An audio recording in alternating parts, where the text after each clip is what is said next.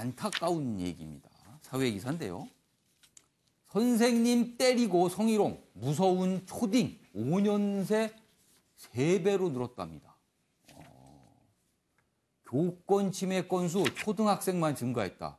중고등학생에서는 줄어드는 추세인데 초등학생이 오히려 이런 일들이 벌어졌다네요. 교사 폭행도 고등학생보다 많아. 그리고 또 학교 폭력 피해자 역시 70%가 초등생이라고 합니다. 학생부 등 통제할 방법도 없다. 그래서 교사들은 중2병이 아니라 이젠 초4병이다. 이런 얘기까지 교사들이 한탄을 한다 그러네요. 그런데 이웃 일본 초등학생도요. 말보다 손이 먼저 나간다. 일본도 이렇답니다. 폭력행위가 10년 전보다 무려 6배나 늘었는데 뭐 원인 분석이 있는데 이게 맞는지 모르겠습니다. 스마트폰 쓰면서 짧은 글에만 익숙해서 뭐 인내력, 대화로 문제를 해결하는 능력이 떨어져서 그렇다. 이런 진단도 나온다 그러네요. 윤경호 의원님, 심각합니다 이거.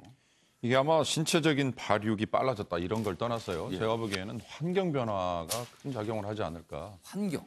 예. 텔레비전이나 영화나 뭐 이 주변에 노출돼 있는 여러 가지 환경이 상당히 아이들이 어렸을 때 예. 제대로 된 인성 교육보다는 폭력성이라든지 공격성이라든지 예. 그리고 제일 지금 걱정스러운 것은 온라인이나 모바일 게임이잖아요. 그렇죠. 그런 것들이 폭력적입니다. 그렇습니다. 그런 것들이 아이들이 같이 더불어서 사는 문화나 이런 걸 익히는 것보다는 혼자 있는 시간, 혼자 즐기는 거기에서 더 많이 익숙해져 있고 또 그 과정에서 그런 성격들이 좀 더 공격적으로 되면서 이러지 않을까.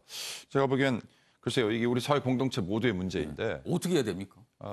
결국은 교육의 문제인데요. 예. 교육을 어떻게 하느냐. 첫째는 제가 보기엔 가정교육이라고 봅니다. 예. 첫째는 가정교육이고 결국 더불어서 산다는 생각을 그러니까 남을 존중한다는 생각을 먼저 하지 않으면 예. 이렇게 공격을 하기 전에 예. 내가 공격을 하면서 상대방에게 어떤 피해나 결과가 나올 것인가를 한 예. 번만 생각하면 예. 되는데 그런 것들을 생각하게 하는 그 과정이 예. 공동체 모두의 사실 책임이기도 하지만 가정에서부터 출발을 한다. 그렇게 봅니다. 이 기사 하나 더 보죠.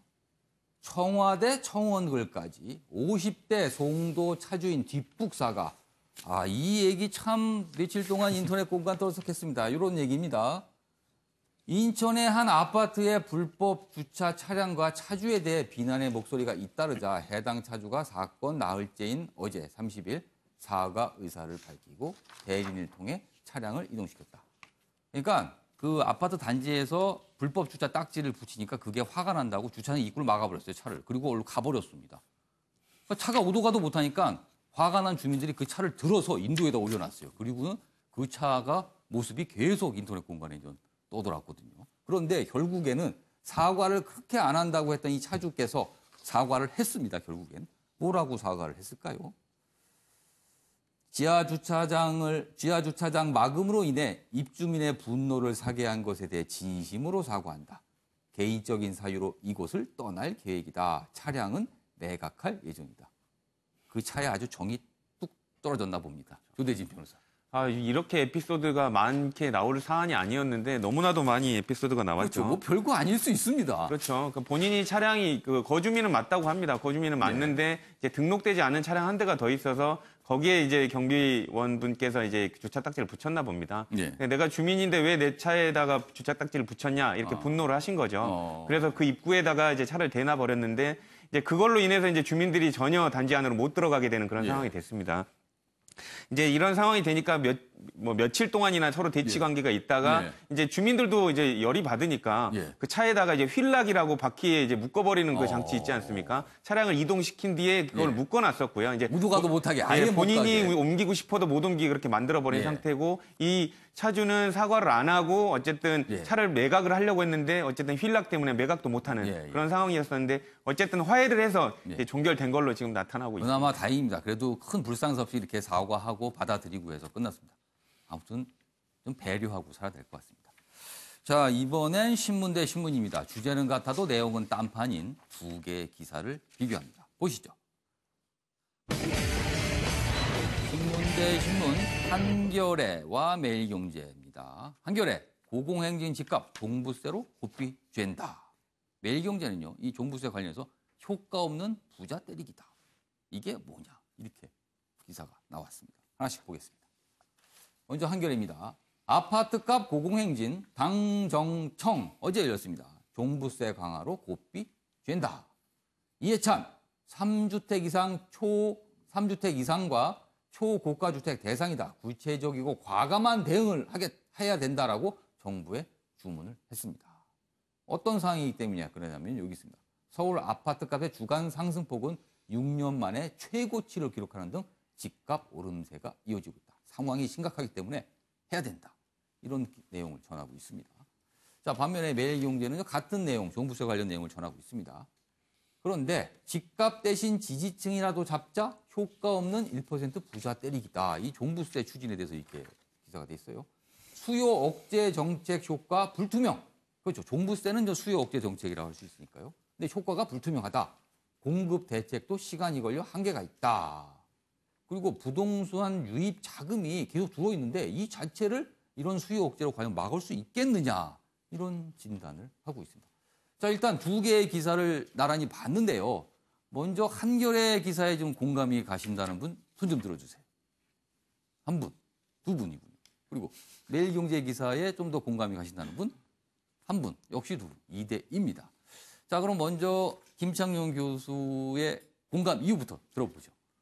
저는 이 신문 읽기를 이 시간을 통해서 할 때 신문을 잘 읽어야 되는데 어느 한 특정 신문만 보게 되면 경도된 그런 선입관을 갖게 된다는 것을 저는 이번 이 사건을 통해서 잘 볼 수 있는데요.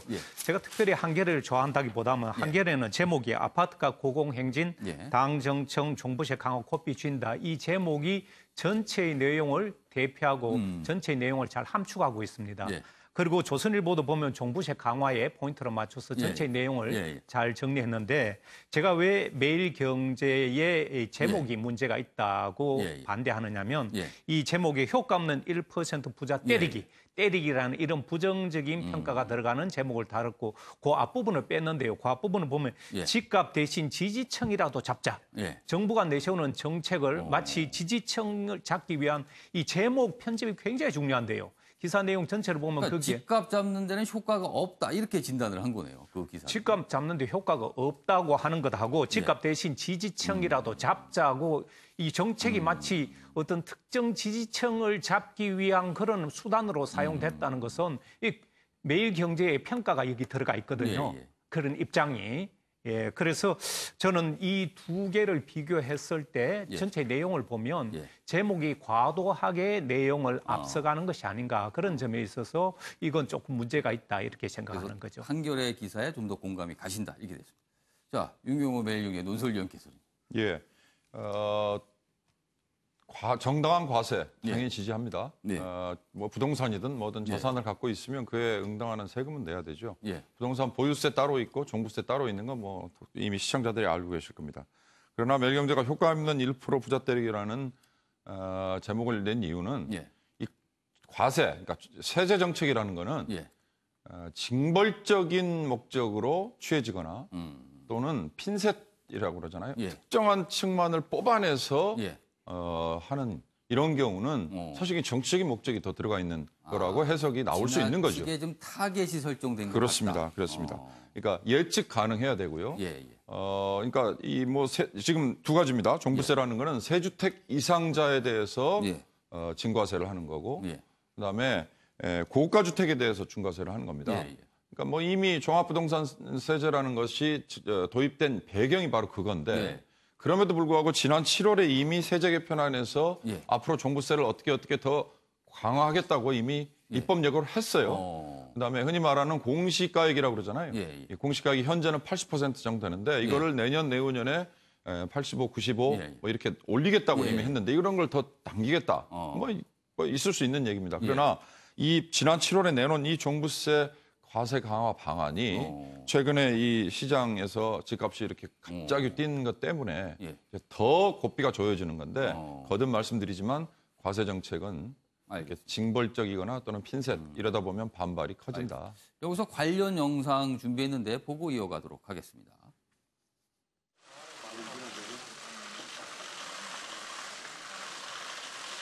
저희 민주당은 국민의 목소리를 직접 경청하고 정부에 전달하는 역할을 맡게 되므로 쓴소리라고 생각하지 마시고 관심을 많이 가져주셨으면 좋겠습니다.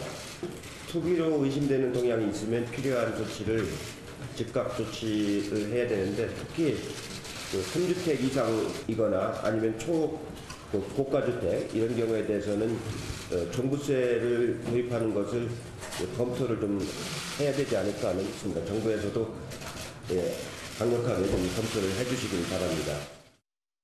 예, 조대진 변호사는 아까 한겨레 신문에 좀 더 공감하신다는데 공감하신 이유는? 일단 뭐 매일경제 관련해서는 매일경제도 충분하게 비판할 수 있는 부분이 있었다고 봅니다. 왜냐하면 효과가 없었던 거는 예전에 참여정부 때 사실이었으니까요. 그러니까 과거의 전례를 그런 부분 때문에 이제 또 우려를 표하는 거는 충분히 공감이 되고요.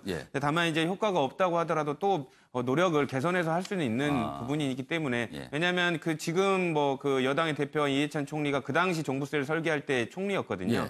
그리고 지금 청와대에 있는 김수현 사회수석도 그 당시에 종부세에 관련돼서 설계에 가담을 했기 때문에 예전의 실패를 거울 삼아서 충분히 조금 더 개선된 방법은 나올 수 있을 거라고 보여지지만 어쨌든 매일경제가 진단한 대로 그런 기우감이나 또 우려감은 있을 수 있다는 것을 충분히 청와대도 인식은 해야 될 것 같습니다. 알겠습니다. 변환봉 변호사께서는 매일경제 기사에 공감이 가신다고요? 같은 논리가 될 수 있을 것 같은데 이미 노무현 정부 당시에 종부세로 집값을 잡을 수 없다라는 것이 이미 판명이 됐었습니다. 그 당시 강남에 나돌았던 말이 사실 부동산 한번 들썩이면 1억, 2억 쉽게 올라갑니다. 근데 이번에 과표 올라간 걸 보더라도 0.3에서 한 0.5% 정도가 올라가고 있게 되거든요. 따지면 한 10억이 있는 그 부동산이라고 한다면 500만 원 올라가는 겁니다. 그러면 어차피 5년 후에는 또 원래도 돌아갈 거다. 5년 내 종부세 내도 2,500만 원이다. 부동산 한번 올라가면 2, 3억 정도다. 충분히 수익적으로는 차라리 종부세 내고 보유하는 것이 낫다라는 것이 그 부동산 부자들의 생각일 겁니다. 그럼 시장은 결국 세금으로서 억제할 수 없는 것이고 세금으로 수요를 규제할 수 없는 것인데 단순히 이것을 세금으로만 간다는 것 자체가 지나치게 징벌적이고 타겟밖에 될 수가 없는 것이고 오히려 왜 그 지역의 부동산 값이 폭등을 하는지 그다음에 지방은 미분양이 많은데 왜 서울만 몰리는지 그거에 대한 근본적인 고민이 있어야 되는데 그것이 아니라 이렇게 세금을 한다는 것 자체가 좀 잘못된 발상이다라는 생각입니다. 종부세 강화 추진에 대해서 두 개의 신문을 비교해 봤습니다. 시청자 여러분께서는 어떻게 보시는지 모르겠습니다. 시간이 좀 있어서 추가 기사 좀 보겠습니다. 인도 인구 곧 중국 추월한다. 인구하면 중국인데 인도가 이제 중국을 넘어선다네요. 2030년이면 15억 명, 격차가 1억 명이다. 많이 벌어지네요. 여기 보면요. 그 당시면요, 인도는 15억, 그다음에 반면에 중국은 14억 정도에 그칠 거라고 합니다. 아침엔 매일경제 오늘 신문 보기는 여기까지입니다. 시청해주신 여러분 고맙습니다.